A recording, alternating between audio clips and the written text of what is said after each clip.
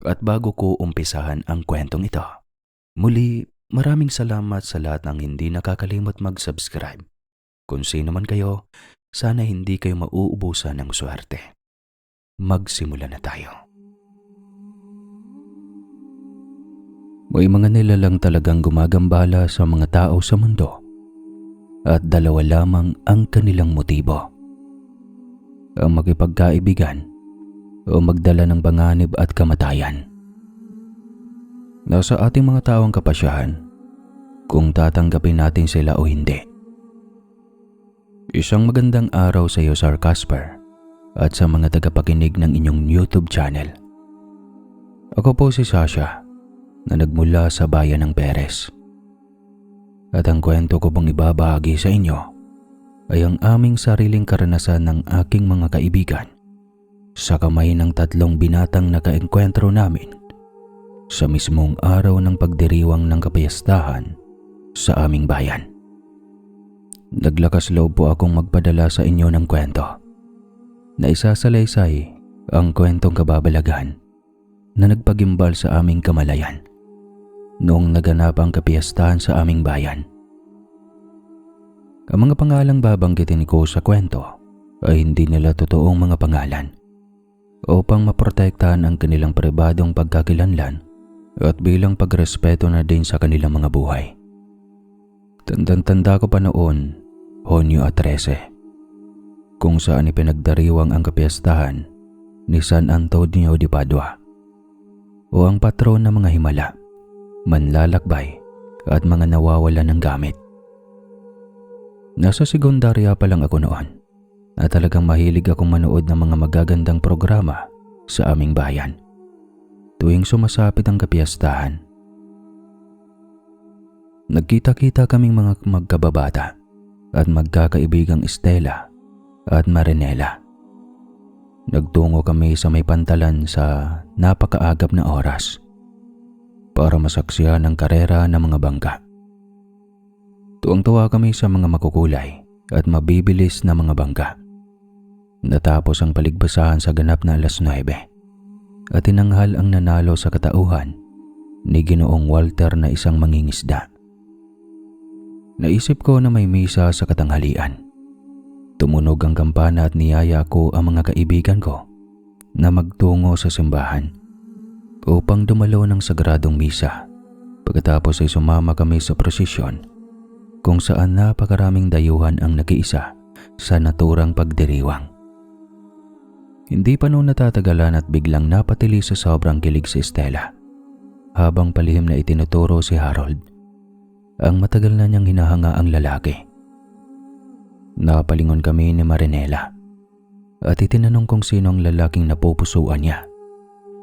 Ipinaliwanag niya sa amin na nasa 3 na taon na sekundarya ang naturang binata na nagngangalang Harold na tubong masbate, ngunit taga-Capiz ang kanyang ina. Lumipat lamang siya sa Capiz noong nag-aral siya sa 2nd taon at simula noon ay namuo ang lihim na paghanga sa kanya ng kaibigan ko. Hindi naman katakataka dahil may angking kagapuhan na iba sa mga itsura ng mga ordinaryong lalaki sa aming lugar ang nasabing binata. Hindi na namin makausap ng matino si Estela dahil panay ang pagsulyap niya sa direksyon ng binatilyo na may mga kasamang 2 pang binatilyo. Halos namumula ang pisngi ni Estela at hindi maibsa ng matinding kagalakang namumutawi sa kanyang mga labi habang panakaw na sinusulyapan ang kanyang pinapangarap na lalaki. Nagbasa siguro, no? Tichok lang. Napapasingot na ako habang naglalakad sa kahabaan ng daan. Patuloy pa rin ang mahinang panggigigil at kilig ni Estela habang pasulyap-sulya pa rin at sunod-sunod ang pagpapaganda sa paningin ni Harold. Umaasa pa siya na mapapansin siya at magugustuhan ng lalaki sa paraang alam niya. Kaya naman nainis na ako sa pag-uugali nito. Napapasobra na siya at dahil doon ay hindi na ako nagtataka kung bakit palagi siyang napapagalitan ng kanyang mga magulang dahil sa taglay niyang kalandian sa mga lalaki. Sinubukan ko naman na kilatisin ang mga itsura ng mga naturang binatilyo Kung talagang karapat-dapat nga silang hangaan at magustuhan ng mga kaibigan ko.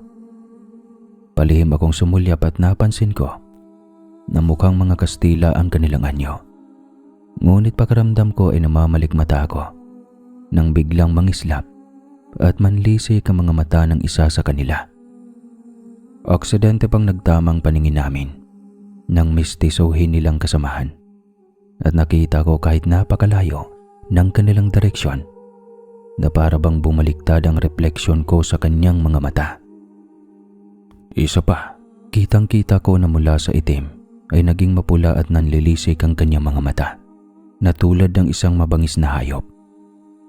Parang nilukuban ako ng matinding takot at nanlamig ang mga palad ko nang maalala ko ang kwento sa akin ng albularyo noong ginamot niya ako at nasa 9 na taong gulang pa ako noon nang pinaglaruan ako ng duwende na nakatira sa malaking puno na malapit sa aming bahay.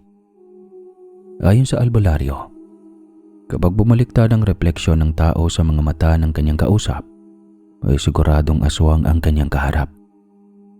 Pinanghahawakan ko ang mga sinabi sa akin noon ng albularyo. Kaya naman nabahala ako na baka aswang na rin si Harold. Gayon din ang isa pa niyang kasamahang lalaki. Subalit kahit magkagayon, umakto ako ng normal kahit na malapit nang sumabog ang aking puso na tila bombang dumadagungdong sa dibdib ko. Ayaw kong mapahiya dahil nasa prosesyon kami at maraming nagdarasal na matatanda ang maiistorbo namin kung gagawa ako ng anumang hakbang upang makaalis sa hanay. Nagpatuloy kami sa paglalakad at hindi namin namalayan na napakalayo na pala ng aming nalakad.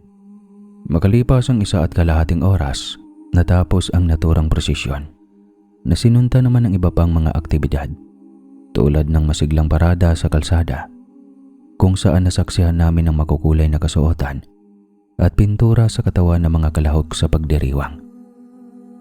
Mayroon ding mga mananayaw na sumayaw ng katutubong sayaw na nasa bandang hulihang hanay habang puo ni San Antonio de Padua sa bandang unahan kung saan maraming mga mananampalataya ang umuusal ng panalangin ng Santo Rosario. Hindi na namin ininda ang init. Wala kaming pakialam kung mainitan at mapawisan kami. Ang mahalaga noon ay nasaksihan namin at naaliw kami sa aming mga pinapanood sa bayan. Sumandaling nawala ang mga agam-agam at takot ko sa mga kalalakihan ng masulyapan ko, ang mga maiingay na tambol at malalakas na musika na hatid na mga nagmamartsyang banda. Talagang napapainda kami sa magaganda at masisiglang musiko. Ang ilan pa sa mga manunood ay talagang nagagalak at nagsisipalakpakan habang pinupuri ang naturang mga banda. Inabot na kami ng takip silim sa daan dahil nanood pa kami ng iba pang magaganda at kapanapanabik na pagdiriwang. Naglakad kami noon sa kahabaan ng plaza at napansin namin na mayroon palang gaganaping Bear Plaza. May tumutugtog pang banda at maraming tao doon. Hindi na kami pumasok dahil wala naman kaming tiket. At isa pa ay nagsimula ng kumalam ang mga sikmura namin at naisipan na naming umuwi sa kanya-kanya naming bahay. Subalit pagdaan namin sa isang sulok ng daan, ay napadako kami sa isang bahay kung saan may 5 kabinataang nagsisipag-inuman sa labas. Napansin kaagad ni Estela ang hinahangaan niyang si Harold. Lalo naman akong kinalabutan ng umiti sa akin ang kasamahan niyang mistisong lalaki na pinanghihinalaan ko na aswang, katabi ang isa pang binatilyong bilugan ng muka at 2 pang ordinaryong binatilyong namumula na ang mga pisngi dahil may tama na ng alak. Kinalabit ko si Estela, gayon din si Marinela at pabulong silang pinagsabihan. Dumiretso na tayo sa paglalakad at huwag na kayong lumingon at magbigay ng motibo sa mga lalaki dahil may masama silang tangka sa inyo. Hindi pa nagustuhan ni Estela ang mga sinabi ko. Kaya sinimangutan niya ako at tinapunan ng masamang tingin. Ano namang pumasok sa isip mo para pag-isipan sila ng masama? Kilala ko si Harold na may respeto sa babae at saka mabuti siyang tao. Sa palagay ko, ay gusto lamang niyang makipagkaibigan sa atin. Pati na rin ang mga kasamahan niya, kaya huwag kang gumawa ng anumang maling akusasyon laban sa kanila hanggat wala kang ebidensya. Magpoprotesta na sana ako at ipagtatapat ang mga nakita ko sa prosesyon nang maalintana ang pag-uusap namin. Subalit biglang lumitaw sa likuran namin at sumabat sa usapan namin si Harold habang hawak ang isang basong tagayan na may lamang kalahating alak. Mukhang seryoso ang pinag-usapan ninyo ha. Ang mabuti pa ay uminom muna kayo, kahit saglit lamang ay makapagkwentuhan kayo sa amin. Gusto namin makipagkilala sa inyo at kung mararapatin ninyo ay pwede namin kayong ihatid sa inyong mga tahanan bilang pagrespeto. Wala kaming masamang intensyon dahil gusto lang talaga naming makisama at makipagpalagayang loob sa mga taga rito ngayong araw ng piyesta. Formal niyang pahayag. Kinakalabit ko si Marinela at ipinagdidiinan ko pa rin ang laman ng isip ko. Subalit nagsimulang mangusap si Estela at mukhang interesado pa siya sa alok ni Harold. Kaya naman wala na akong nagawa. O sige, pero pagkatapos namin kayong papaunlakan, ay maaari na ba kaming umalis? Hindi kami pwedeng magtagal sa labas ng bahay dahil mahigpit na pinagbabawalan kami ng mga magulang namin na magtagal sa labas ng bahay hanggat sa sumapit ang ating gabi. Dahil delikado para sa kababaihan naman natili sa labas na walang kasamang nakakatanda. Sa oras na iyon ay napangiti si Harold. Nagtagumpay siya sa kanyang plano at kitang-kita ko na nangislap ang mapuputi niya mga matatalas na mga pangil. Gusto kong sumigaw at magwala. Subalit wala akong lakas ng loob dahil natatakot din ako sa maaaring gawin sa amin ng mga kabinataan na yon. Kaya pinili ko na lang na manahimik. Naupo kami sa mahabang lamesa kung saan nagpakilala ang 4 na binatilyong kasama ni Harold. Nakilala ko bilang Ilyas ang naturang mistisong lalaki na pinaghihinalaan ko na aswang, samantalang ang isa pa niyang kasama ay nagngangalang Gino na medyo pahaba ang mukha pero may kataasan ng tindigan. Nakipagkwentuhan sila sa amin at nalaman ko na nagmula sila sa Masbate. Subalit ipinanganak sa Capiz ang kanilang mga magulang. Kaya lalo na akong kinutuban na marahil ay may lahing aswang nga sila. Tanyag ang Capiz sa madalas na pamugaran ng mga aswang. Kaya hindi nawawala sa isip ko yon.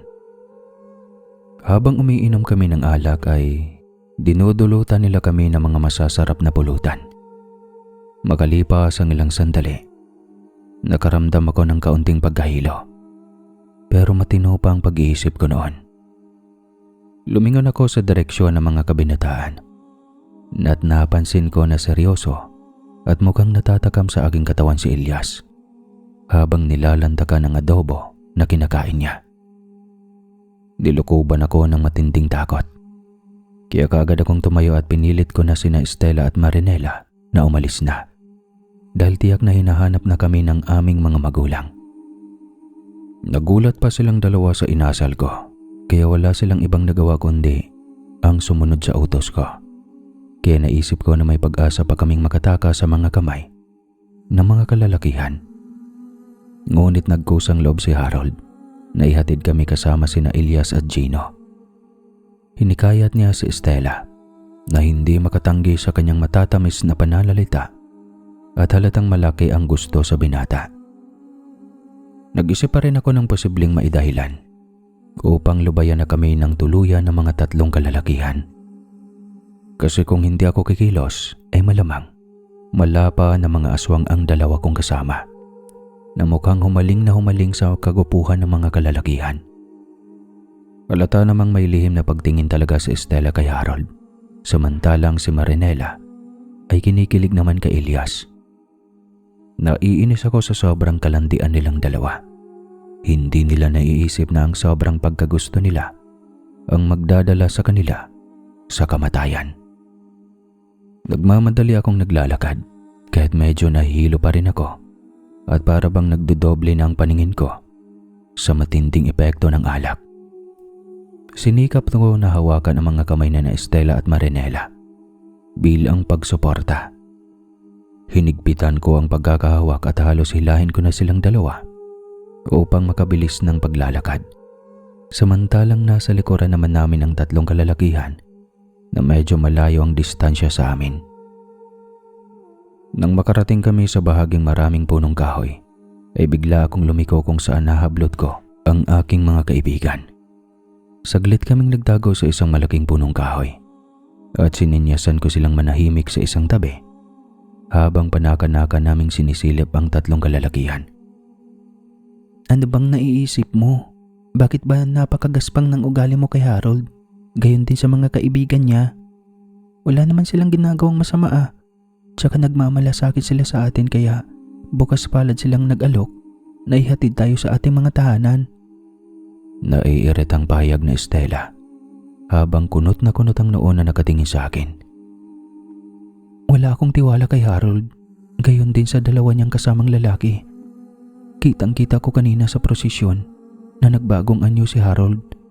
Nanlilisik ang mga mata niya at bumaliktad ang refleksyon ko sa paningin niya. Kaya nakakatiyak akong mga aswang sila. Kung hindi tayo iiwas at magtatago, ay sigurado akong papatayin nila tayo. Napahalakak sina Estela at Marinela na mukhang hindi naniniwala sa mga sinasabi ko. Napahiya ako at ako pa ang naging katawa-tawa ng mga sandaling iyon. Natutulog ka ba o nakagamit ng ipinagbabawal na gamot? Ano mga pinagsasabi mo na aswang si Harold? Gayon din ang mga kaibigan niya. Malamang inalipasan ka ng gutom kanina sa prosesyon, kaya kung anong-anong imahinasyon ang pumapasok sa isip mo. Paberong sabi sa akin ni Marinela. Mukhang nainsulto ako sa mga sinabi niya sa akin. Yun ang unang pagkakataon na narinig ko na tumalas ang dila niya laban sa akin dahil lamang sa pagtatanggol niya sa lalaking hindi naman niya lubos na nakilala. Sa sobrang inis ko ay nilakasan ko ang boses ko na mukhang umaalingaw-ngaw sa daan.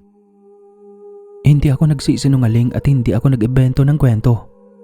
Totoo ang mga nakita ko at sigurado ako mga aswang silang lahat. Pagkaramdam ko ay nakahinga ako ng maluwag nang mailabas ko ang matinding hinanakit at paninindigan sa mga sinabi ko laban sa grupo ni Harold. Napasulyap ako sa likurang bahagi at napansin ko si Elias na naglalakad at lumingalinga sa paligid habang nanlilisik ang mga mata at mababangis ang mga tingin. Samantalang si Harold naman ay naging nakakapangilabot na halimaw na nagtataglay ng mahahabang kuko at matutulis na mga pangil. Gayon din si Dino na napupuno ng malalagong balahibo ang buong dibdib at mga braso. Kaagad kong tinawag sina Estela at Marinela at itinuro sa kanila ang tatlong kalalakihang nagpalit anyo bilang mga aswang na. Magkasabay silang lumingon at saglit na natigilan sa kanilang mga nakita. Napasigaw si Estela at halos mangiyak-ngiyak si Marinela sa kanilang mga nakita. Nanigas kami mula sa aming kinatatayuan saglit nang biglang lumingon sa pinanggagalingan namin ang tatlong aswang at lalong bumangis ang kanilang mga anyo. Kumaripas sila ng pagtakbo habang inuunat ang mga bisig at kamay kung saan patuloy na humahaba ang kanilang mga kuko. Kaming magkakaibigan ay nagkapit-kapit ng mga kamay at kamuntikan ng mapabagsak sa lupa. Nagmamadali kaming makatakas mula sa daan na napupuno ng mga punong kahoy. Kung saan-saan kaming direksyon lumiliko, naliligo na kami sa sariling mga pawis pero hindi kami humihinto sa pagtakbo hanggang sa maramdaman namin na may mga lumilipad na aswang sa kalangitan. Mas mapapadali nila kaming matagpuan kung nasa kaitaasan silang tatlo. Tumatangis na kaming tatlo at hindi namin malaman ang gagawin. Nag-uulap na ang aming mga isip at wala kaming malinaw na plano. Basta, nagpatuloy kami sa pagtakbo hanggang sa mapabunggo kami sa dalawang bulto at tuluyan na kaming napabagsak sa lupa. Kinabahan kami na baka nasundan kami ng mga aswang. Subalit nakilala namin ang naturang dalawang lalaki. Tatay, Bulalas na Estela habang nanlalaki ang kanyang mga mata. Nakatayo sa harapan namin si Tio Elmer. Gayon din ang kasamahan niyang barangay tanod na si Mang Piladyo. Tinulungan nila kaming makabangon at pagkatapos ay sinampal ni Tio Elmer sa pisngi si Estela. Napakabilis ng pangyayari at halos hindi namin napagtanggol sa Estela laban sa galit sa kanya ni Tio Elmer. Suwail ka, bata ka. Ano ginagawa ninyo sa lugar na ito ng ganitong oras ng gabi? Alam mo bang kanina pa kami nagroronda at hinahanap kita sa nanay mo dahil may mga naglipa ng mga aswang sa bayan natin na dumadagit ng mga residente at turista. Nag-uusok ang ilong sa galit ni Tio Elmer habang nagliliyab ang mga mata niya na nakafocus kay Estela. Gayon din sa aming dalawa ni Marinela. tatay, pasensya ka na, hindi ko po sinasadya. Nangangatala mga labi ni Estela ngunit hindi na niya natapos ang kanyang sasabihin nang bigla siyang manigas at namutla sa kanyang kinatatayuan. Nanlaki ang mga mata at nagmistula siyang bangkay sa sobrang putla nang masaksihan niya sa hindi kalayuan na lumapag sa kalupaan ng tatlong aswang at mukhang napansin nila ang mga presensya naming lahat kaya nagmamadali silang lumapit sa aming kinaroroonan. Di ko akalain na kay babangis nila. Itinuro ko kay Tio Elmer ang tatlong aswang at bigla siyang naalerto. Gayon din ang kasamahang barangay tanod. Kumparing Elmer, mukhang mapapalaban tayo sa mga bagitong aswang. Ang tatapang. Pahayag ni Mang Piladyo na mukhang naghahamon. Ihanda mo ang iyong sarili sa napipintong pagsalakay ng mga kampo ng kadiliman. May inilabas na makabuhay si Tio Elmer, samantalang may inahandang itak at pera-peraso ng bawang si Mang Piladyo. Sinugod silang dalawa ng tatlong bagitong aswang habang nagtatago kami sa tabi ng matatayog na punong kahoy at pinapanood namin ang kanilang sagupaan. Pinagtulungan ni na Harold Elias si Tio Elmer. Pinagkakalmot at pinaghahampas nila kung saan mang sulok, subalit naging matibay pa rin ito. Iwinagayway niya ang makabuhay at ginamit ang lakas upang maiwaksi at maihampas sa kanilang mga katawan. Nagmistulang latigo ang naturang makabuhay at napuno ng latay ang iba't ibang bahagi ng katawan ng dalawang aswang. Nagkaroon sila ng mapupulang marka hanggang sa unti-unting matuklap ang kanilang mga balat at hindi nagtagal ay parabang nasunog ang kanilang mga katawan. Pagkakita ko sa nangyari ay hindi ko mapigilang magimbal Sir Casper sa naturang pambihirang lakas at determinasyon ni Tio Elmer. Hindi ko inakala na may itinatago pala siyang galing sa pagkikipaglaban sa mga aswang. Sa kabilang banda naman ay makailang beses nang naitulak ng aswang si Mang Piladyo. Ngunit pinag-ibayo niya ang pananalig sa Diyos kaya lumakas ang kalooban niya. Kahit masakit ang buong katawan niya. Nag-ipon siya ng pandepensa at hindi siya nagpatinag. Hinawakan niyang mabuti ang itak at tinagpas ang ulo ng naturang aswang bago pa siya nito masakal sa leeg. Tumalsik ang ulo sa malayong direksyon at talagang nanlaki ang mga ulo namin habang pinagmamasdan ang katabangan ni Tio Elmer at Mang Piladyo. Napakatindi na mga pangyayari. Nakita namin kung paano tumakas ang dalawa at ang kasama nila na putol na ang ulo ay natangay pa nila ito. Hindi pa natatagalan at makalipas ang ilang sandali ay lumabas na kami mula sa aming pinagkukublihan. Inalalayan namin silang dalawa at nagtungo na kami sa aming mga tahanan. Duguan pa sila Tio Elmer noon at Mang Piladyo. Pero parang hindi nila iniinda. Ako noon ay nanginginig, lalo na ang dalawa kong kaibigan. Pagkarating sa bahay namin, ibinalita ko sa aking mga magulang at kapatid ang nangyari. At talagang lubos silang nag-aalala. Nasarmonan pa ako ng nanay ko at nakurot. Pero sa katapusan ay nagpasalamat siya sa Diyos dahil walang nangyaring masama sa amin. Nakaligtas kami sa kapahamakan at hindi kami nakagat ng mga aswang. Medyo hindi pa rin ako nakabawi noon dahil nasa kalooban ko pa rin ang sindak at takot sa nagdaang engkwentro. Natakot ako sa dilim at para bang palagi akong kinakabahan. Sinamahan na muna ako ng nanay ko sa aking silid-tulugan kaya kahit papano ay nakatutulog ako ng maayos. Kinabukasan nagtungo ako sa bahay ni Estela at nalaman ko na sinermonan din pala siya ng kanyang mga magulang. At matagal bago niya napakalma ang kalooban ni Tio Elmer. Nagharap-harap kami sa may balkonahin ng bahay nila at doon namin napag-usapan ng mga bagay-bagay ukol sa mga aswang na nakasagupa at ang isa'y napatay nila sa nagdaang gabi. Kinausap kaming dalawa ni Estela ni Tio Elmer. Napag-alaman ko sa ilang residente na nakakilala sa pamilya ni Harold. Gayon din sa mga kaibigan niya na totoong nagmula sila sa angka ng mga aswang at naipasa ang itim na perla sa kanila noong sumapit na sila sa pagiging binatilyo. Pinili ng mga magulang nila na manirahan sa lugar na ito upang mas lalong mapalakas ang kanilang parsa at makapangbiktima ng maraming inosente. Lalo na sa mga buntis at bata at mga may sakit. Nagkatinginan kami ni Estela at halos hindi kami makapagsalita. Natuliro ako at nangilabot. Lalo nang sumagi sa isip ko ang matatalim na tingin ng aswang buhat sa prosesyon. Gayon din sa pagbabagong anyo ng mga kalalakihan sa nagdaang gabi.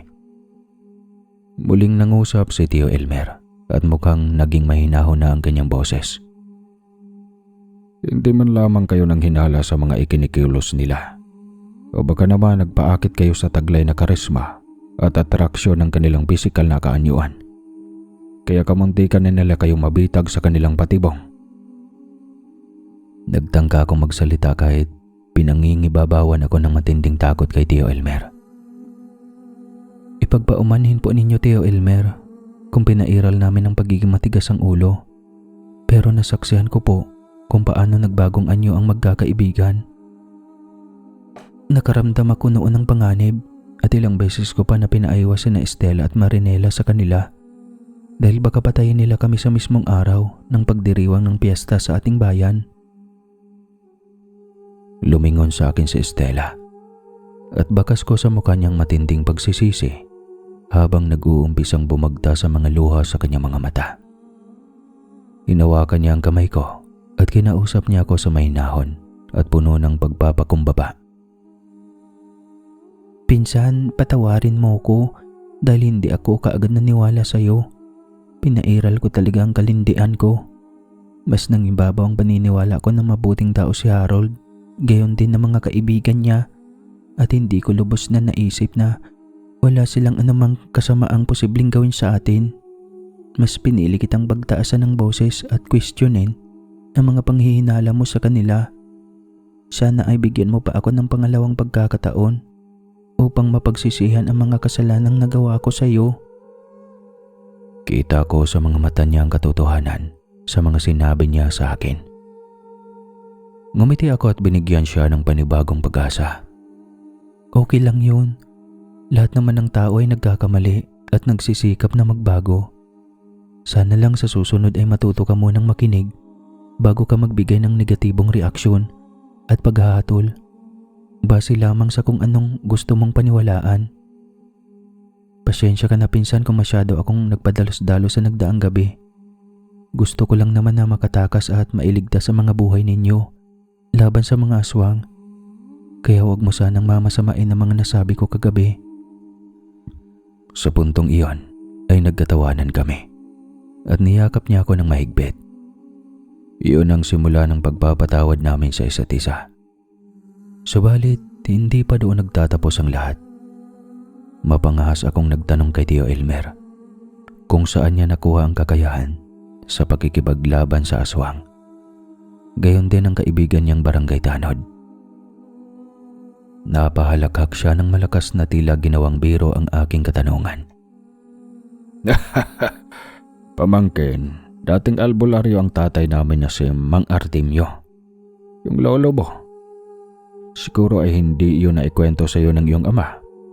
Nakakasama na niya ako noon sa panggagamot ng may sakit at nasanay na rin niya ako sa pagkikipaglaban sa mga aswang.